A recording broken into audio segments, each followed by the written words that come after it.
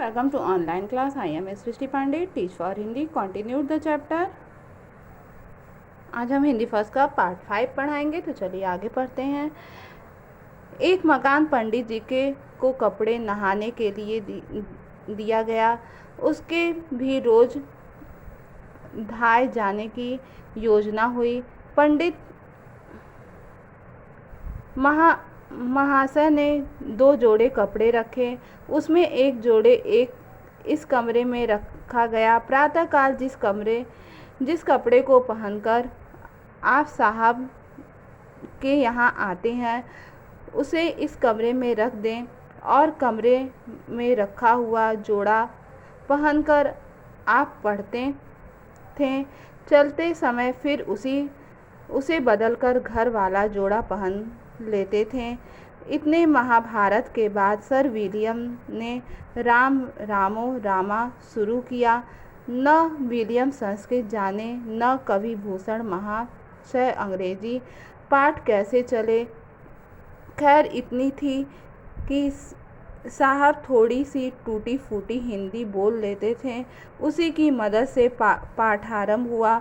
दोनों ने उसी की शरण ली। सौभाग्य से अध्यापक ने अध्येता दोनों बुद्धिमान थे, नहीं तो इतनी थोड़ी हिंदी से कभी काम न चलता। सर विलियम ने बड़ी मेहनत की। 1 वर्ष में वह सरल संस्कृत में अपना आशय प्रकट करने लगे।